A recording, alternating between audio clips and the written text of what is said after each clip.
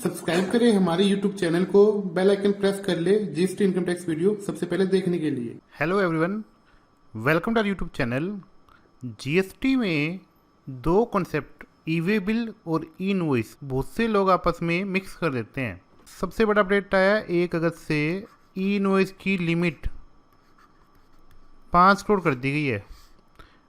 जिन SSC का turnover जब से जीएसटी आया है 1/7/2017 से किसी भी साल किसी भी ईयर में अगर टर्नओवर 5 करोड़ से ज़्यादा है तो उन पे 1/8/2023 से ई इनवॉइस अप्लीकेबल हो जाएगा।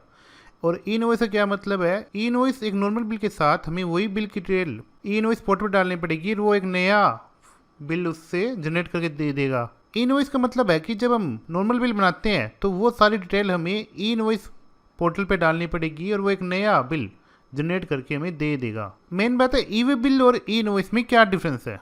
ई वे बिल की लिमिट है बिल पे 50,000 से ऊपर का बिल बन जाता है और आइटम टैक्सेबल है।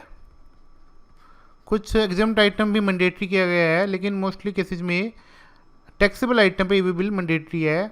और ये 50,000 की लिमिट निकालते टाइम हमें जीएसटी भी ऐड करना पड़ेगा। मान लो अगर 48,000 का आइटम है और 3,000 जीएसटी है तो 51,000 का बिल बना, तो इस पे ई वे बिल अप्लाई हो जाएगा। कुछ लोग कहते हैं कि आइटम की वैल्यू तो 48,000 ही है, लेकिन यहाँ पे गवर्नमेंट ने स्पेशली बोला हुआ है कि बिल की वैल्यू में जीएसटी इंक्लूड करके लिया जाएगा। अगर ये 50,000 या 50,000 से ज़्यादा का बिल है तो उस पर ई वे बिल मैंडेटरी है। तो ई वे बिल तो हर जीएसटी वाले को बनाना पड़ेगा अगर बिल की वैल्यू 50,000 से ज़्यादा है। अब बात रही ई इनवॉइस। ई इनवॉइस की लिमिटेड टर्नओवर पे आपका 5 करोड़ से ऊपर का टर्नओवर किसी भी ईयर में हुआ है तो आपको हर B2B ट्रांजेक्शन पे ई इनवॉइस बनाना पड़ेगा। ई वे बिल में एक बात और है कि आपको B2B हो, मतलब आप जीएसटी होल्डर को माल बेच रहे हो, या B2C हो, कस्टमर को माल बेच रहे हो, आपको ई वे बिल बनाना ही पड़ेगा। दोनों सिचुएशन में कोई डिफरेंस नहीं है।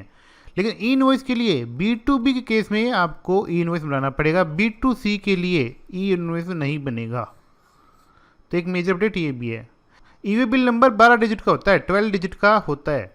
और ई इनवॉइस में एक IRN नंबर आता है जिसमें एक प्री डिफाइंड फॉर्मेट में होता है। ई वे बिल का scan code normal scan code होता है और ई इनवॉइस में एक स्पेसिफिक स्कैन कोड इन्होंने बनाया हुआ है। ई वे बिल गुड्स की एक स्थान से दूसरे स्थान पर जाने के लिए लगता है। ई इनवॉइस इसलिए आया कि B2B transaction real time portal पे अपडेट हो जाए। तो हमें किसी ट्रांजैक्शन पे ई वे बिल बनाना है तो ये चेक करना पड़ेगा कि बिल की वैल्यू क्या है, उसी के अकॉर्डिंग डिसाइड होगा कि ई वे बिल बनाने की रिक्वायरमेंट है या नहीं है। और ई इनवॉइस के लिए हमें सबसे पहले चेक करना है कि हमारी टर्नओवर लिमिट 5 करोड़ से ज़्यादा या नहीं है। सेकेंडली ट्रांजैक्शन B2B है या नहीं है। ई वे बिल इसलिए पिक्चर में आया कि एसएससी गुड्स पहले कच्चे में बेच दे और अगर पकड़ा गया तो उसको बिल काट देता था, अगर पकड़ा नहीं गया तो उसका बिल नहीं काटता था। लेकिन ई वे बिल आने के बाद अगर वो ई वे बिल नहीं है तो ये माना जाएगा कि ये माल विदाउट बिल है और उसके अकॉर्डिंग पेनल्टी लग जाती है। ई वे बिल जो रास्ते में गुड्स पे टैक्स की चोरी हो रही थी उसको कवर करने के लिए लाया गया। और ई इनवॉइस है कि B2B ट्रांजैक्शन को रियल टाइम कवर कर लिया जाए और वो रियल टाइम ही पोर्टल पे अपडेट हो जाए। तो ये कुछ बेसिक डिफरेंस जो है ई वे बिल और ई इनवॉइस में है। कुछ लोग ई वे बिल और ई इनवॉइस वर्ड को इंटरचेंजली यूज कर रहे हैं, लेकिन ये दोनों में बहुत मेजर डिफरेंस है और दोनों अलग अलग रीजन से गवर्नमेंट ने पिक्चर में लाया है। तो उम्मीद है इस वीडियो से आपको कुछ बेसिक डिफरेंस ई वे बिल और इनवॉइस में क्लियर हो गए होंगे। इसी के साथ मैं वीडियो को एंड करूंगा। Thank you.